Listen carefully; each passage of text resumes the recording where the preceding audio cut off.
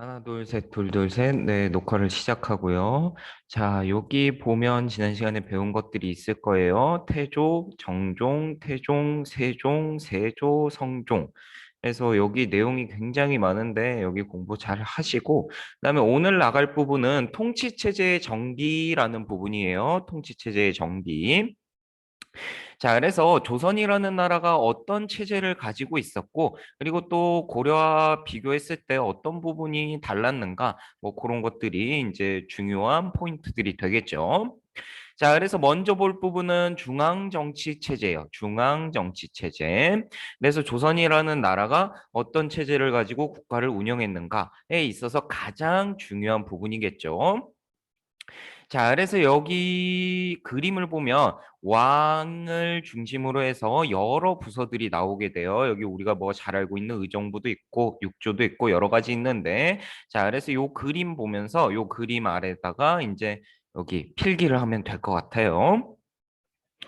자, 그래서 먼저 순서대로 보면 처음 나오는 건 한성부예요. 한성부. 여기서 말하는 한성은 당연히 어딜 말할까요? 수도였던 한양을 얘기해요. 그래서 한성부가 했던 일은 한양을 관리하는 일.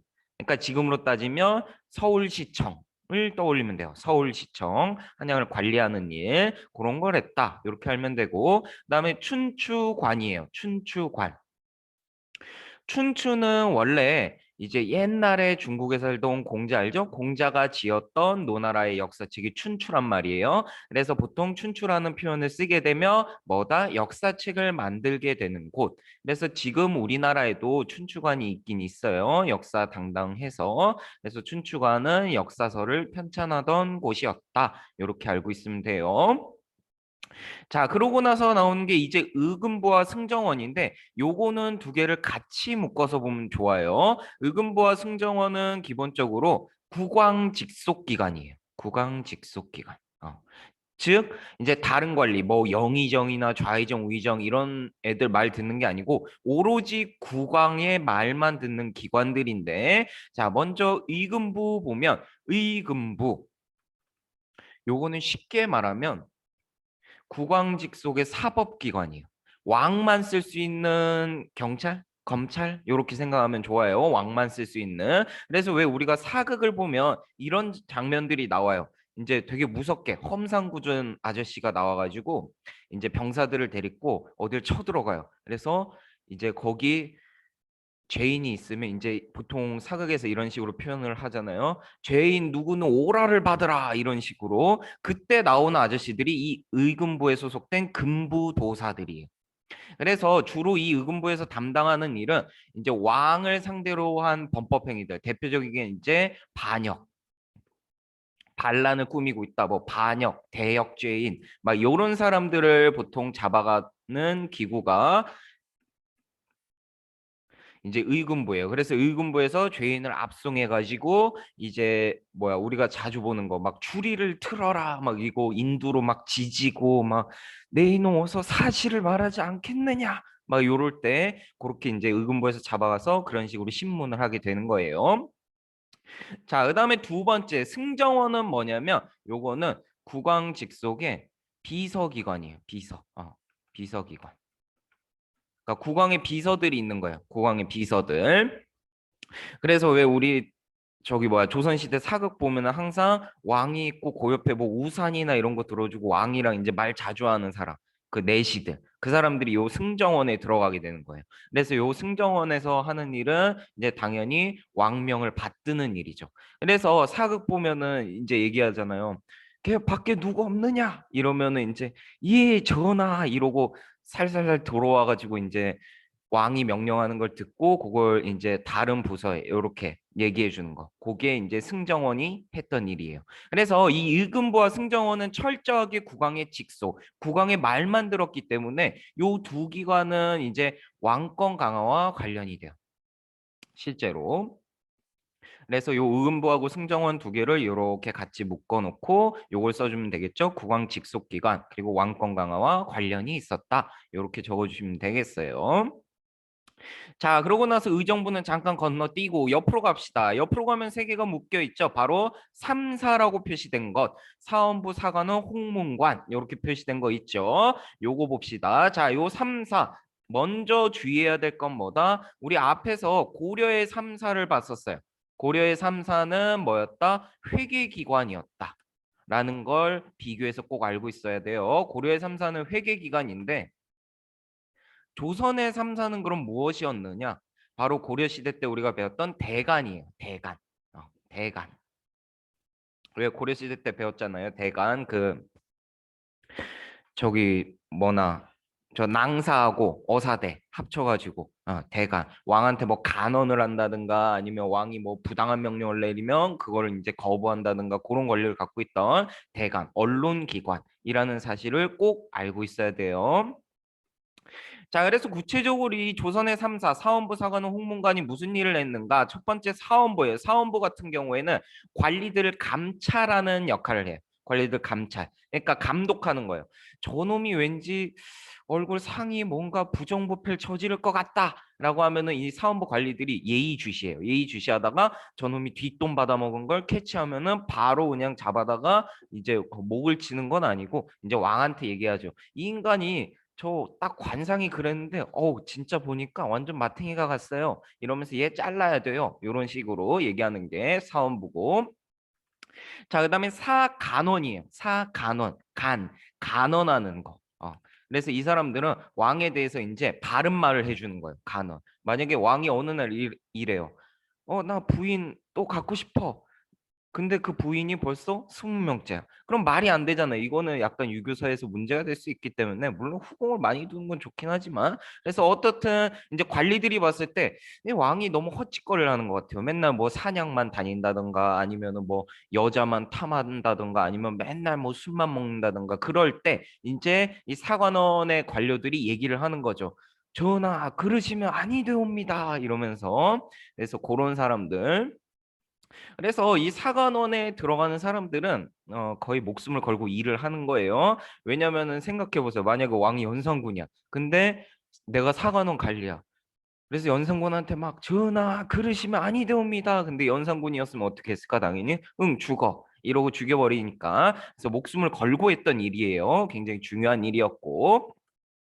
자, 그다음에 마지막 홍문관이에요. 홍문관. 앞에 사자가 안 붙었어요. 사자가 안 붙었지만 이 사원부 사관원과 함께 삼사로 묶였던 이유는 여기서는 보통 국왕에게 자문을 해줘요. 자문을 하거나 경연을 실시해요. 경연은 이제 국왕하고 신하들이 모여서 뭐 정책을 논의한다든가 아니면 공부를 한다든가 하는 게 경연이거든요. 그래서 이 자문과 경연을 담당했던 기관이 홍문관이라는 기관이에요. 당연히 이 자문은 물론이거니와 이제 국왕한테 어드바이스 조언하는 거죠. 조언하는 건데 이 경연이 굉장히 중요해요. 경연에서 이제 신하들하고 국왕이 어느 정도 되게 편하게 얘기를 해요. 정책에 대해서 뭐 이런 건 잘못된 것 같습니다. 뭐 이런 식으로. 그래서 이 자리에서도 당연히 나오던 얘기가 뭐냐면 사원부 애들이 했던 얘기, 사관원 애들이 했던 얘기 그런 얘기들이 자연스럽게 나온단 말이에요. 그래서 이 홍문관이 사원부 사관원과 같이 3사로 묶이게 되는 거예요. 3사.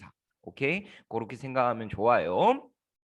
그래서 사실 이 사원부 사관원 홍문관 셋 다 모두 목숨을 걸고 해야 돼요. 사원부에서 막 감찰했는데 어거지로 막 몰아내고 막 그러다 보면은 원한을 살 수도 있고 사관원은 뭐 목숨 걸고 직언을 하는 자리고 홍문관 역시 국왕이랑 같이 공부하고 토론하고 이런 곳이기 때문에 이 셋 다 굉장히 청렴하고 그다음에 목숨을 걸고 하는 일이 많았기 때문에 보통 이제 어떤 일, 뭐 우리가 사극에서 볼 수 있는 거 전하 아니되옵니다. 통촉해 주시옵소서 막 그렇게 반대를 할 때 보통 요 세 곳의 관원이 함께 얘기를 해요. 함께. 왜냐하면 서로 약간 동질감이 있기 때문에 우리는 굉장히 깨끗하고 그다음에 우리는 반드시 옳은 말만 해야 돼라는 그런 마인드를 가진 사람들이 모이는 곳이 요 세 곳이었기 때문에 자연스럽게 이 세 곳이 삼사 대간으로 묶이게 돼요. 그래서 우리가 나중에 배울 뭐 사림이라는 사람들이 이제 정권을 잡을 때 이 사람들이 정치에 처음 나올 때 보통 요 세 곳에 배치되게 돼요.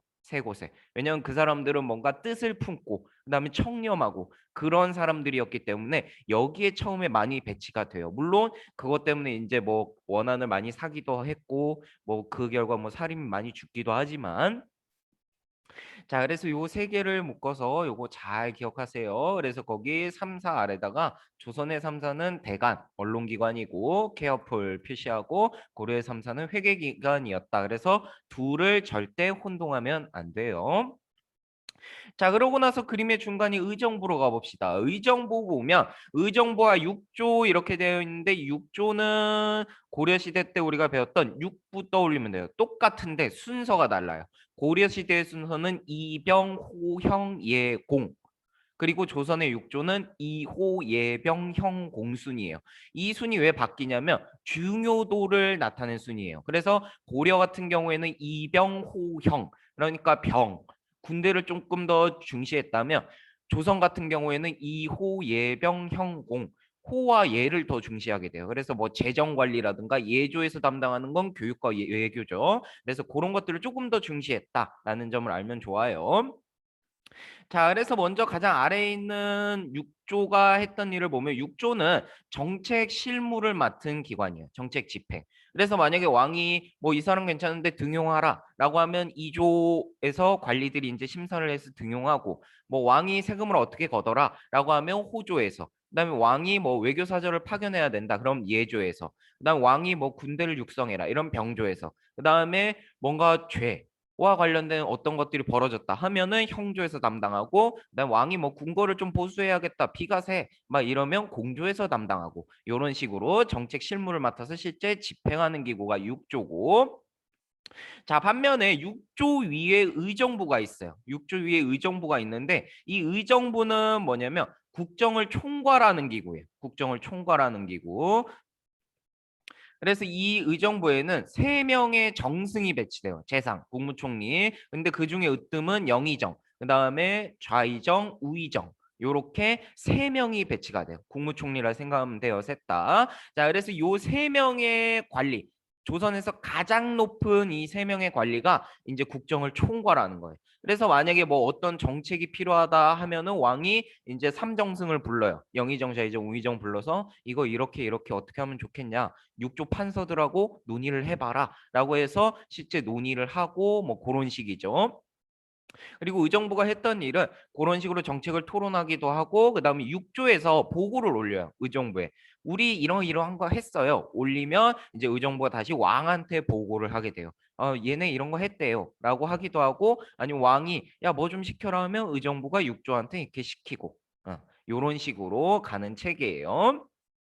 그래서 우리가 앞에서 뭐 의정부 서사제, 육조 직계제 이런 거 배웠을 거예요. 그래서 이런 거의 차이는 뭐냐면 원래 조선의 시스템은 육조가 보고를 하고 의정부가 그걸 또 보고를 하는 그런 체계란 말이에요. 그렇기 때문에 이 의정부의 역할이 중요해요. 왜냐하면 의정부에 있는 영의정, 좌의정, 우의정이 만약에 거짓말을 엄청 하는 사람이라고 생각해 보세요. 만약에 피노키오가 3명이 있어요. 영의정, 좌의정, 우의정 셋 다 피노키오야. 그러면 육조에서 의정부로 그리고 의정부를 거쳐서 왕한테 보고할 때 왕한테 일부러 뭔가 보고를 누락시킬 수도 있고 아니면 이상한 보고를 할 수도 있고 아니면 왕이 명령한 걸 2단계에서 자를 수도 있어요. 그렇기 때문에 이 왕 의정부 육조로 이어지는 체계 의정부 서사제는 이 신권이 굉장히 강조된 거예요. 신하들의 권리가 어느 정도 많이 반영된 체계예요. 그래서 이런 체계가 있었던 이유는 조선을 설계했던 정도전은 신하들의 권리를 굉장히 중시했어요.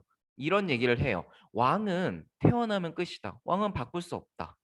왕은 바꿀 수 없다. 왜냐면 그건 반역이니까. 반면에 재상들, 영의정, 좌의정, 우의정 이런 재상들은 잘못하면 바로 바꿀 수 있고 더 좋은 인물이 있으면 배치할 수 있다. 그렇기 때문에 이 재상 중심의 정치를 해야 된다. 뛰어난 재상을 앉혀야 된다. 요런 얘기를 했단 말이에요. 그래서 그런 것들이 반영돼서 이런 시스템이 구축이 돼요.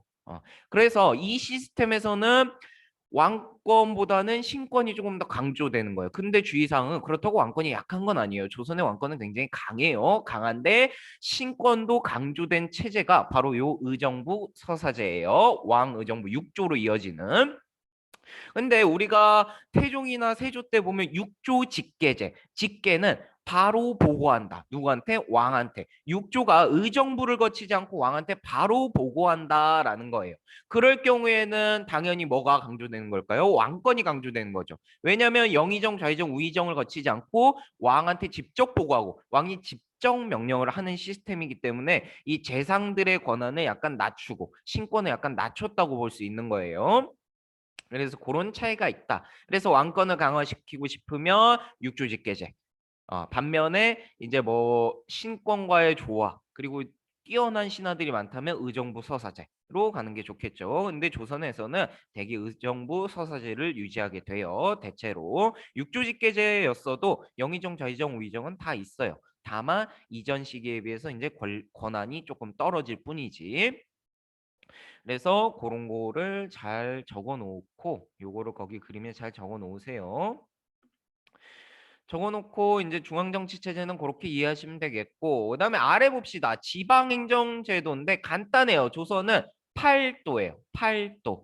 조선은 8도예요. 그냥 8도. 뭐 고려는 뭐 5도 양제 이런 식으로 해서 조금 특수하고 복잡했는데 조선은 깔끔하게 8도예요. 8도. 그래서 전국을 8도로 구분했고 그 아래 이제 도 아래 부, 목, 군, 현 2호 단위로 설치가 돼요. 그리고 조선의 지방제도에서 가장 큰 특징은 고려시대와 달리 모든 군현에 뭐가 파견된다? 지방관이 파견된다라는 점이에요. 고려시대 때는 지방관이 주현까지만 파견이 돼요. 그렇기 때문에 주현 아래에 있던 속현은 누가 다스렸어요? 향리들이 다스렸고 그다음에 그 결과 향리들의 권위가 굉장히 강했죠. 권한이 강했는데 이제는 모든 군현의 지방관을 파견할 역량을 갖췄기 때문에 이제 전국 곳곳에 지방관, 수령들이 파견돼요. 그래서 그 결과 고려시대에 있던 뭐가 속현이 사라지게 되는 거예요. 음. 모든 군현의 지방관이 파견되니까 속현을 둘 이유가 없겠죠. 그리고 자연스럽게 누구의 권한도 약해질까요? 향리의 권한도 약해지게 돼요. 자연스럽게. 그리고 고려시대에 남아있었던 특수행정구역이었던 향부곡소는 모두 일반 군현으로 승격되게 돼요. 이제 더 이상 향부곡소라는 건 존재하지 않아요. 조선시대 때부터. 그래서 요거를 고려시대와 비교해서 잘 봐두셔야 돼요. 요걸 잘 봐두시고 자, 그다음에 또 아래 그림이 나와요. 요게 이제 지방행정제도의 체계인데 자, 그 그림을 보면서 쫓아오세요. 보면 중앙에서 이제 8도. 8도에는 누굴 보내냐면 관찰사를 파견하게 돼요. 관찰사. 그래서 거기 빈칸에 관찰사 적으면 되겠죠? 관찰사. 지금으로 따지면 도지사예요. 관찰사는 도지사. 자, 그래서 이 각도마다 뭐 강원도 관찰사, 충청도 관찰사 이런 식으로 충청 관찰사, 강원 관찰사 이런 식으로 관찰사들이 파견되는데 이 관찰사들의 역할은 뭐냐면 그 도 아래에 있는 군현에 배치된 이제 군현의 수령들을 감독하고 그다음에 도 전체를 관할하는 거예요. 이 사람들이 했던 일은 그러니까 지금의 도지사랑 똑같아요. 그리고 특이하게도 임기는 1년이에요. 딱 한 번. 단임. 임기는 1년이에요. 왜냐면 관찰사가 관할하는 지역이 굉장히 넓어요. 조선은 딱 8개 도밖에 없어요. 그러면 8명의 관찰사가 있는데 그 한 명 한 명 관찰사가 가진 권한이 굉장히 크겠죠. 그래서 이 자리에 만약에 똑같은 사람을 오래 앉혀놓으면 요 놈이 지방 수령들하고 결탁해서 반란을 일으키면 걷잡을 수가 없어요. 물론 그런 사례는 거의 없지만 그래서 그런 것들을 방지하기 위해서 임기를 1년으로 설정하게 돼요. 자, 그다음에 그 아래 있는 8도 아래 있는 9년. 9년에는 누가 파견된다? 지방관인 수령이 파견돼요. 수령. 지금으로 따지면 뭐 시장, 군수라고 생각하면 되겠죠? 시장, 군수. 이렇게 생각하시면 돼요. 그래서 요 수령들은 권한이 굉장히 커요. 지금의 속초시장은 오로지 뭐만 담당하죠? 행정권만 담당하죠. 속초시의 행정. 근데 이때의 수령들은 행정권도 있고 사법권도 있고 군사권도 있어요. 그래서 평소에는 이제 뭐 고을에 뭐 어떤 행정적인 업무들을 처리하고 그다음에 이제 뭔가 고을에 범죄가 발생했어요. 그러면은 이렇게 잡아오는 거죠. 그래서 왜 가끔 사극 보면 이런 장면 있잖아요. 이렇게 여기 사또가 앉아 있고 수령이 앉아 있고 그다음에 이제 백성들이 와서 아이고 사또 저놈이 날 쳤습니다요. 막 이러면서 저놈을 혼내 주십시오. 이렇게 얘기하잖아요. 그럴 때 보면 이제 수령이 어떤 역할도 했다? 사법관, 법원의 역할도 해요. 판사의 역할도 해요. 그래서 그때 뭐 사또가 저놈이 잘못했다. 저놈을 매우 쳐라. 막 이런 식으로 얘기하는 것처럼 사법권을 갖고 있고, 그다음에 군사권은 임진왜란을 소재로 한 드라마나 영화를 보면 바로 알 수 있어요. 군 조선의 이제 군사 체계 자체가 이제 보통 9년 단위로 싸우게 돼요. 9년 단위로 전쟁이 일어나면 물론 이제 중앙에서 이제 뛰어난 장수를 파견해서 그 9년에 있는 사람들을 다 모아서 싸우긴 하는데 일단 기본적으로 그 9년은 9년 스스로 지켜야 돼요. 그렇기 때문에 전쟁이 발발했을 때 이제 이 수령들이 직접 군대를 거느리고 그 9년에 있는 군대를 거느리고 싸우게 돼요. 그래서 임진왜란 터졌을 때도 가장 처음 맞닥뜨린 누구? 부산진을 다스리는 부산진 첨사 정발이 싸웠고, 그다음에 부산진이 무너지고 나서는 동래성, 지금은 부산이죠. 동래성을 다스리는 동래 부사인 누가? 송상현이 직접 싸우죠. 이런 식으로 해서 군사권도 갖게 돼요. 그래서 조선시대의 수령은 굉장히 권한이 강했다라고 알고 있으면 돼요. 행정, 사법, 군사를 다 갖고 있으니까. 자, 그리고 이 수령의 임기는 5년. 그러니까 1800일 정도 돼요. 5년 정도 돼요. 근데 물론 조금 수시로 바뀌는 경향이 있어요. 왜냐면 수령이 늘 일을 잘하는 건 아니고. 그치? 그래서 뭐 술만 먹는 놈도 있을 거고 여자만 탐하는 놈들도 있을 거고 맨날 잠만 자는 놈들도 있어요. 그런 놈들이 있으면 이제 보고가 올라가서 얘를 교체하거나 파직시키거나 그러기 때문에 5년을 다 채우는 경우는 그렇게 많지 않지만 기본적으로 5년이에요. 왜냐면 그 마을에서 1년 동안 할 수 있는 업무가 상당히 적어요. 지금 우리가 봐도 시장이나 도지사 보면 어느 정도 임기가 보장되는 이유가 그 지역에서 어떤 일을 하려면 최소한의 기간이라는 것들이 필요해요. 그래서 그 최소한의 기간을 5년 정도로 잡아준 거예요. 물론 다 하면 굉장히 뛰어난 수령이겠죠. 자, 그러고 나서 요 수령 아래 있는 애들이 향리인데 요 향리는 고려 시대 향리하고 똑같아요. 고려 시대의 향리였던 사람들이 계속 이제 지방의 유력자로 남아 있는 건데 고려와 달리 이 조선의 향리는 보통 육방이라 그래요. 육방. 그래서 이방, 호방, 뭐 예방, 병방, 형방, 공방 뭐 이런 식으로 표현하겠죠. 그래서 가장 대표적인 게 이방인데 이방. 그래서 요 이방은 사극 보면은 가끔 있어요. 요 사또 옆에 흰 옷 입고 수염도 굉장히 얍삽해요. 굉장히 얍삽하게 수염도 나고 표정도 얍삽해 심지어. 그래서 옆에서 막 사또한테 사또 이렇게 처결하시죠? 막 이러면서 사또 살살 구슬리는 놈 있어요. 그런 애들이 이제 이방, 향리예요. 향리. 자, 근데 이 향리들은 고려시대 때 권한이 꽤 강해요. 수령급이에요. 왜냐면 속현을 다스렸으니까. 수령급이었는데 지금은 모든 군현에 지방관이 파견되기 때문에 향리는 수령 아래급으로 들어가게 돼요. 그래서 고려시대에 비해서 지위나 권한이 매우 낮아져요. 굉장히 낮아져요. 그래서 얘네는 진짜 딱 하는 일이 뭐다? 수령을 보좌하는 일만 해요. 수령을 보좌하는 일. 그리고 돈 떼먹고 돈 떼먹고 나중에 우리 왜 환곡 이런 거 배울 건데 그 환곡 할 때 돈 많이 떼먹어요 얘네가. 그래서 얘네 수령 보좌하면서 뭐 돈도 많이 떼먹고 뭐 그런 애들. 그래서 그렇게 변했다, 그렇게 알고 계시면 되겠죠. 자, 그래서 그림 보면 중앙 팔도 9년 향리까지 다 봤어요. 자, 근데 옆에 뜬금없이 이상한 애가 하나 나와요. 바로 경제소와 경제소 아래 빈칸, 쭉 아래 빈칸에는 유양소를 적어주면 돼요. 자, 유양소와 경제소가 뭐냐면 일단 유양소부터 봅시다. 자, 유양소는 지방 양반들의 기구예요. 지방 양반들의 기구. 그래서 지방에 있는 양반들이 꼭 서울에 있는 건 아니에요. 지방에도 있으니까. 지방에 있는 양반들의 이제 기구인데 얘네가 했던 역할은 향촌 자치를 위한 기구예요. 그래서 지방에 있는 양반들이 뭐 농번기니까 일을 다 같이 합시다라고 해서 이제 평민들 모아놓고 뭐 그런 일도 하고 그다음에 뭐 이제 뭐 교육 미풍양속이라 그러죠 보통. 그래서 양반들이 야 우리 마을은 이제 범죄 없는 마을로 하자. 그래서 우리 다 같이 잘 지켜보자. 뭐 요런 식으로. 그리고 또 수령한테 자문도 해주고. 그래서 향촌 자치기구예요. 근데 양반들이 모여 있는 향촌 자치기구고 뭐 수령에게 자문도 해주고 뭐 교육도 해주고 뭐 행사도 하고 뭐 그런 식으로 했던 게 유양소예요. 그러고 나서 또 하나 역할이 바로 향리의 비리를 감찰하는 역할도 해요. 그래서 자신이 양반이다, 지방에 있는 양반이다 하면 반드시 이 유양소에 들어가 있어요. 유양소에 들어가야 돼요. 그래서 양반임을 입증해 주는 게 이 유양소에 이제 등록부 뭐 그런 거예요. 서원의 등록부 나중에 나오는.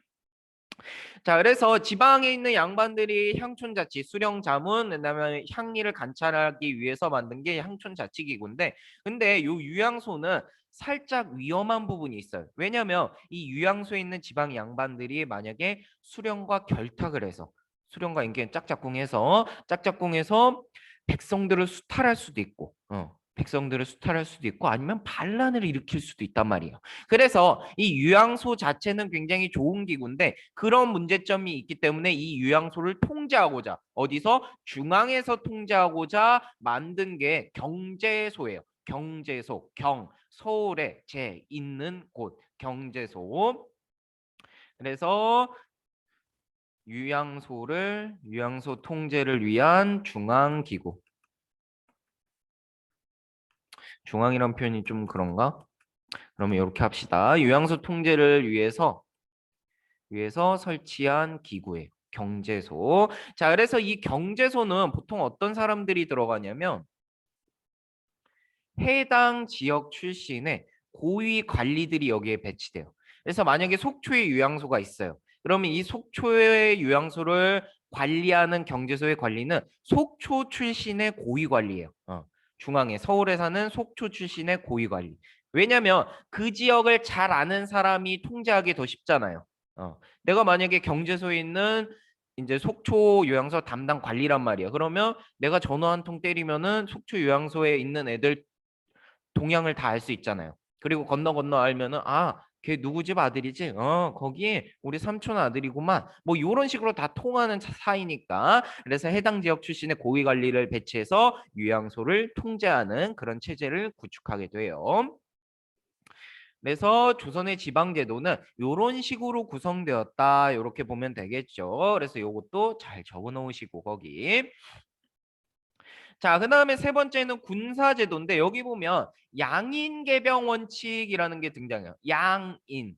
조선의 신분제는 양천제예요. 양인 아니면 천인이에요. 천인에 포함되는 거 뭐 노비나 이런 애들이고 양인은 평민 이상급, 양반 포함해서 평민 이상급을 얘기하는데 그래서 조선은 기본적으로 양인, 양반이고 평민이고 일단 계병, 계는 모두 계자예요. 모두 병사가 돼야 된다라는 원칙이 있었지만 실제 그렇게 하기는 어려워. 양반들의 경우에는 군역이 면제되니까. 자, 그래서 모두가 병사의 원칙이지만 실제로는 어떻게 운영되었다? 바로 경군과 보인으로 나누어져서 운영이 돼요. 왜냐하면 모든 백성들을 병사로 쓸 수는 없어요. 왜냐하면 모든 백성을 병사로 쓰면 누가 농사를 짓고 누가 소를 키우고 누가 세금을 내요. 그치? 말이 안 되잖아. 그래서 일부는 실제로 병사로 복무하는 경군이라고 해요. 경군. 이 사람들 이제 실제 군대 가는 거예요. 훈련소 가고 저기 전쟁 뛰고 이러는 거예요. 훈련 뛰고. 그래서 실제로 복무하는 사람들, 실제 복무하는 군인들이 있죠. 근데 이 사람들도 원래는 다 농민이란 말이에요. 근데 군대 복무를 해야 돼. 그럼 어떻게 먹고 살아? 농사도 못 짓고. 못 먹고 살기 때문에 이런 실제로 복무하는 경군, 군인들의 어떤 비용을 대주기 위해서 만든 게 보인이에요. 보인. 그래서 보인 같은 경우에는 매 군포 두 필, 군포 두 필을 납부하는 거예요. 그 비용으로. 그 경군한테 필요한 비용으로 보인이 매해 군포 두 필씩 납부하게 돼요. 보인은 매해 군포 두 필씩 납부. 요렇게 하게 되는 거예요. 그래서 실제로 어떻게 운영되냐면 일부는 경군으로 실제 복무하고 그 사람들이 복무할 때 이제 복무를 안 하는 사람, 농사 실제로 그냥 농사 짓는 사람들은 보인이 돼서 이 경군한테 필요한 비용을 부담해주고 군포 두필. 자, 그다음에 만약에 내가 올해 보인이었어. 근데 내년에 경군에 가면 위치가 또 바뀌는 거예요. 이제 복무하지 않는 사람들이 보인이 돼서 또 군포 두필 주고 이런 식으로 돌아가면서 하게 돼요.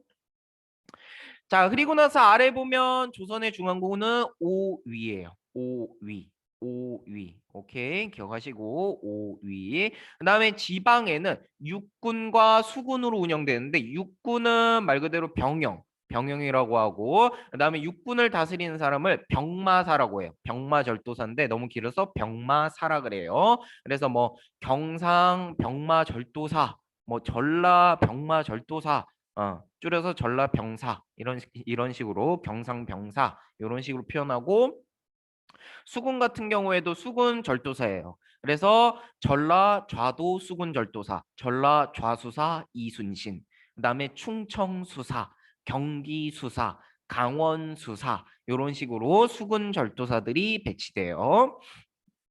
그다음에 조선에서 볼 만한 거 좀 특이한 게 있는데 예비군이 있어요. 예비군이 있는데 이 예비군을 잡색군이라 그래요. 잡색군. 이름이 좀 욕 같기도 한데 잡색군. 여러 가지 색깔이 섞여 있다. 이런 느낌이죠. 잡색군. 그래서 실제로 잡색군은 구성이 어떻게 되냐면 뭐 설이나 노비나 그다음에 신량역전 신부는 양인다 하는 일이 천한 사람들 그래서 요런 사람들이 포함된 예비군을 잡색군이라 그래요. 잡색군. 그래서 잡색군을 편성한 이유는 뭐냐면 간단해요.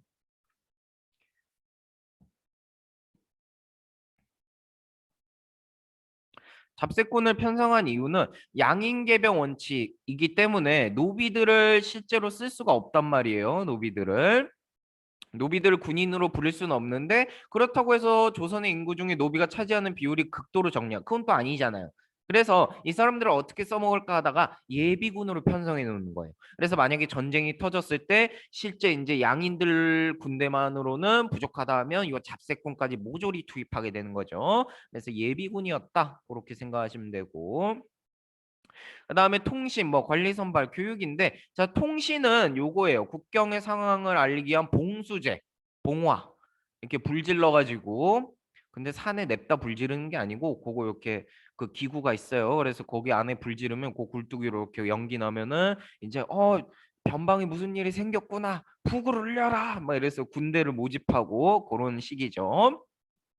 그래서 가끔 임진왜란이나 뭐 호란 이런 것들을 다룬 사극을 보면 이 봉수제가 표현이 돼요. 그래서 저기 멀리 산에서 이렇게 연기가 피어오르고 그리고 사람들 막 비명 지르면서 아 살려주세요 이러고 도망가는 거 그런 거 떠올리면 되고 그다음에 공문 전달을 위한 뭐 역참제 역참제는 요거 휴게소 있는 거예요. 휴게소 말 바꿔 타가면서 파발 보내는 거. 그다음에 세금 운반을 위한 조운제. 요거 바닷길을 통해서 세금 옮기는 거예요. 바닷길. 조선은 도로가 없어요. 도로를 제대로 안 닦았어요. 조선 같은 경우에는 그래서 육로를 통한 이동이 굉장히 오래 걸렸기 때문에 그래서 조운이라는 거 조운은 쉽게 말하면 강과 바다를 이용해서 이제 배를 통해서 곡식을 나르는 걸 조운이라고 하는 거예요. 그렇게 떠올리면 되고 자 관리 선발 체계에는 과거 알죠? 시험 보는 거 음서 알죠? 추천하는 거 천거도 추천하는 거야. 천거도 추천하는 건데 근데 조선은 기본적으로 과거가 필수예요. 조선시대 때 음서로 고관대작에 나가기가 굉장히 어려워요. 법적으로 약간 그렇게 규제를 해놔서 그리고 되게 무시해요. 어. 왜냐하면 조선이란 나라는 기본적으로 과거에서 합격한 성리학자들, 신진 사대부들이 건국했기 때문에 과거는 어떻게 보면 기본 소양이에요. 그래서 만약에 내가 음서로 나가도 내가 승진하고 싶고 그러면 과거를 다시 보는 경우가 많았어요. 그래서 조선에서는 과거가 굉장히 중요했고 천거 같은 경우에는 고위 관리가 이제 어떤 인물을 추천하는 거예요. 왕한테. 얘 되게 괜찮은데 한번 써보시면 어떨까요? 라고 해서 이제 추천해서 낸 걸 천거라고 하는데 이 경우에도 마찬가지로 과거를 다시 보게 되겠죠. 그래서 과거에서는 이제 문과, 무과, 잡과 이렇게 있는데 문과를 굉장히 중요시해요. 조선이라는 나라의 특성상 그렇다고 해서 문과를 안 본 건 아니고 문과도 정기적으로 꾸준히 보게 돼요. 물론 문과보다는 뽑는 숫자가 조금 적지만 한 5명 정도 조금 적지만 그래서 문과를 제도화했고 그다음에 음서는 거의 없어졌다. 이렇게 봐도 무방해요. 거의 없어요. 있으나 마나한 제도. 자, 그다음에 교육 보면 중앙에 지금도 있는 성균관대학교 있죠? 중앙에 성균관을 설치하고 그다음에 사부학당. 요거는 성균관 아래급 그러니까 고등학교 그 정도 생각하면 되겠죠. 성균관이 대학이면. 그래서 중앙에 서울에는 성균관과 사법학당을 설치하고 그다음에 지방에는 향교.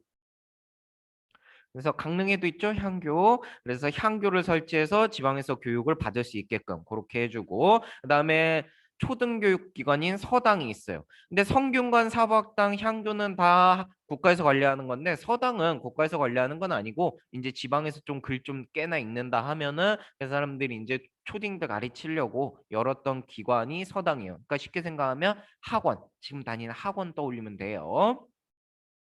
자, 그래서 말이 좀 길었는데 내용은 별게 없었어요. 그래서 요 그림들에 맞는 내용을 잘 필기해 두고 요걸 잘 보세요. 요 내용들이 훨씬 중요하니까. 자, 그래서 오늘은 여기까지입니다. 끝.